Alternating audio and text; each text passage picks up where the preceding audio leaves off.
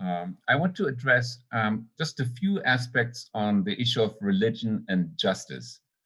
Now, that is a huge topic, so I will zoom in fairly fast on one particular theme, I think, that addresses some of the concerns in this country right now and in the past 4 years and in the future. Let me preface it by saying that whenever we talk about injustice, we clearly talk about something that is antithetical to human rights. If we do talk about justice, it supports and matches human rights. And so I want to, before I become critical of certain things, I want to make sure that we understand that many world religions do have a social justice perspective, and they are, anchored in their sacred writings, in their practice, in their activism. But we also have aspects of religious expression that really go in the opposite direction. Aspects that really focus on ethno-religious superiority, sometimes with a strong bent towards national or nationalist exceptionalism or national or nationalist pride. And those aspects of religion usually exclude people in various ways, from displacement, from replacement, up to killings, as we've seen in Germany in the 1940s during the Holocaust and in other places, as we heard earlier today already.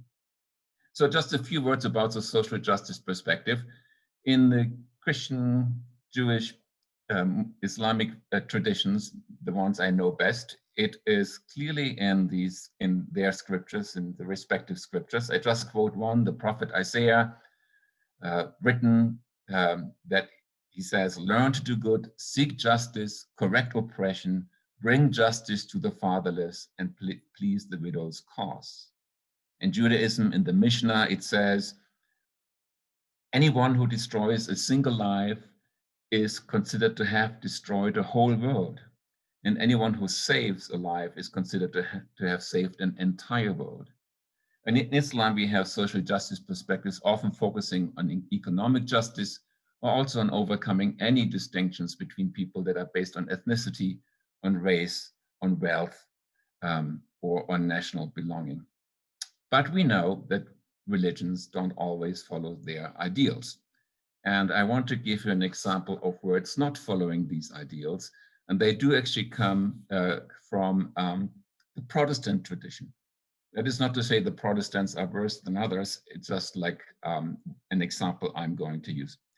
And I'm going to focus on two people, Paul Althaus, who was a German theologian in the 1930s. He was fully in his career. He was a university professor, a theologian, a Protestant Lutheran theologian, who supported Hitler's ascent to power, theologically, not just politically, based on his idea that Germany deserved to be a unified people, meaning excluding others, particularly Jews, but not only Jews, and that there was a divine hand in the election of Hitler. There are eerie echoes today with some spokespeople in the American fundamentalist Protestant tradition, and one of them is Franklin Graham, the son of the famous Billy Graham, both evangelical preachers, fundamentalist evangelical preachers. Both of them think that God had a hand in the election of religious leaders. There was a divine hand, and often that means a national or nationalist bent in their theologies. And what I do is simply pulls out a few quotes, and I know there's a danger to this because they come out of context and not in context, but in a 45-minute conversation, I could tell you what the context is, but here are a few quotes. One of them, our people have to endure the deepest questions of humanity more painfully and more profoundly than any other people. Our people have testified to God throughout history, in which God has entrusted it with something unique.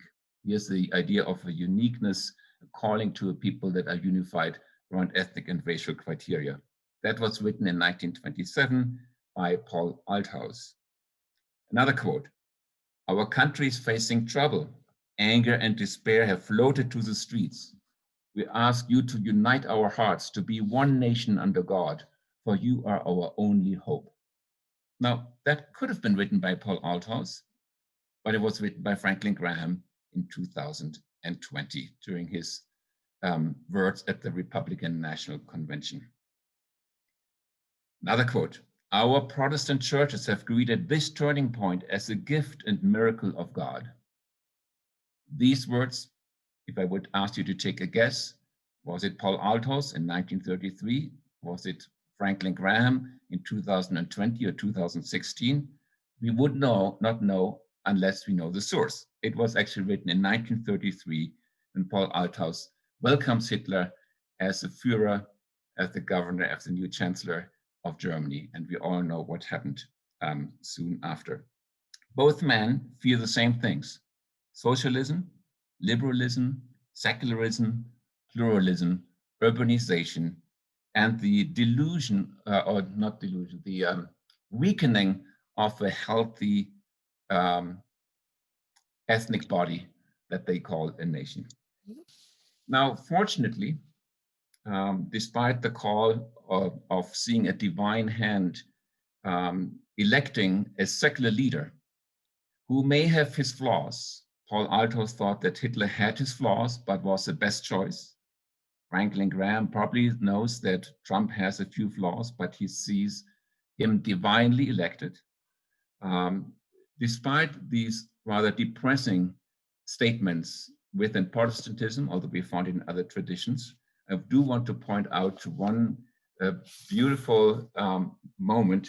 That is the granddaughter of Billy Graham, the niece of Franklin Graham, who is actually also an evangelical, but who very strongly opposes to tie any religious outlook to a particular party. I'm quoting here. She says, "The Jesus we serve promotes kindness, dignity, humility, and this president," and she means Trump, "doesn't represent our faith."